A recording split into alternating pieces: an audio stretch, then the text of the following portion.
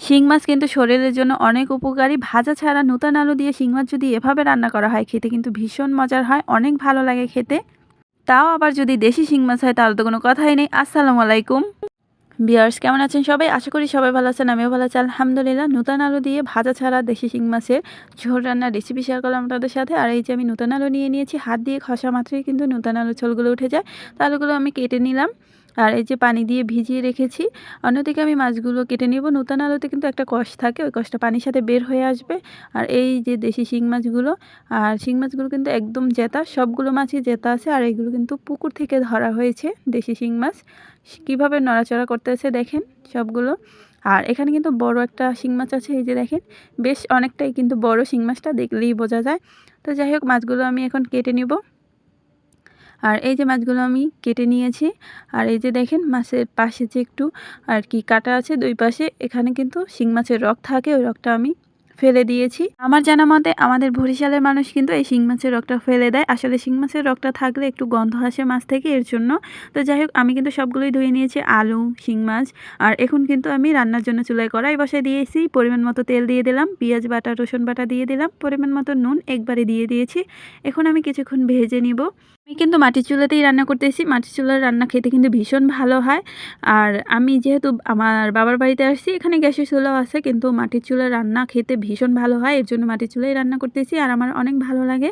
তো যাই হোক, পেঁয়াজ রসুন ভাজার পর ওর ভিতরেই আমি দিয়ে দিলাম হলুদের গুঁড়ো, মরিচের গুঁড়ো পরিমাণ মতো। তারপরে অল্প একটু সময় আবার নাড়াচাড়া দিয়ে নিলাম। দেওয়ার পরে এখন কিন্তু অল্প একটু পানি দিয়েছি। পানি দেওয়ার পর আবার ভালোভাবে কষিয়ে নিতেছি।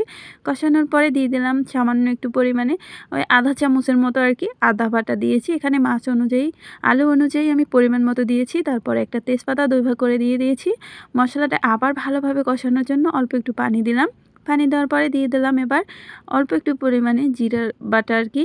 দেওয়ার পরে আবার ভালোভাবে এখন আমি কষিয়ে নেব। তো ভালোভাবে আমার কষানো হয়ে গেছে। এখন এর ভিতরেই কিন্তু আমি মাছটা দিয়ে দিব।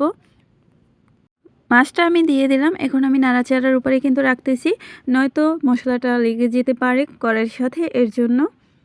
এই যে, আর এখন আর কি কিছুক্ষণ জাল করার পর কিন্তু মাছটা সিদ্ধ হয়ে যাবে, তখন আলতোভাবে নাড়াচাড়া দিতে হবে, নয়তো মাছটা ভেঙে যাবে, আস্তে আস্তে থাকবে না, যেহেতু ভাজা ছাড়া রান্না করতেছি, এর জন্য। আর এই যে আমি কিন্তু আলতো আলতো করেই কিন্তু নাড়াচাড়া দিয়ে দিতেছি। তো মাছটা কষানো হয়ে গেছে, এখন আলুগুলো আমি দিয়ে দিলাম।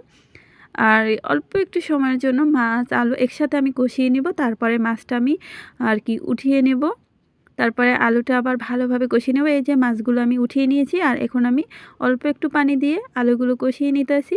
তারপরে আবার একটু পরিমাণে পানি দিলাম, যাতে আলুগুলো ভালোভাবে কষানো হয়। আর আলুও কিন্তু যত ভালোভাবে কষানো হবে ততই ভালো লাগবে খেতে। আর আলুগুলো কষানো আমার হয়ে গেছে, এখন আমি একবারে পানি দিয়ে দিলাম, আর ওই পানির ভিতরে কিন্তু দিয়ে দিলাম মাছগুলো। আর এখন আমি একদম পানিটা যখন একটু টেনে যাবে আর কি, শুকিয়ে যাবে পানিটা, পানি বলেন ঝোল বলেন, আমাদের বরিশালের মানুষ কিন্তু ঝোল বলে, আমরাও ঝোল বলে থাকি। তো যাই হোক, এই যে দেখেন একদম কমে গিয়েছে। তারপর আমি নামিয়ে নিলাম, যেহেতু আমি শিং মাছের ঝোল রান্না করব, এর জন্য। আর এই যে কত সুন্দর হয়েছে মাশাআল্লাহ, দেখতে কিন্তু খেতেও ভীষণ ভালো হয়েছে। আর সব শেষে আমি ভাজা জিরার গুঁড়ো দিয়ে দিলাম। ভাজা জিরার গুঁড়ো দেওয়ার পর কিন্তু ঘ্রাণটা আরও সুন্দর আসে, আর খেতেও ভীষণ ভালো লাগে। তো যাই হোক, আমার রেসিপিটি আপনাদের কাছে কেমন লাগলো? যদি ভালো লাগে থাকে লাইক, কমেন্ট, শেয়ার দেবেন। সবাই আমাকে সাপোর্ট করবেন, পাশে থাকবেন। সবাই ভালো থাকবেন। আল্লাহ হাফেজ।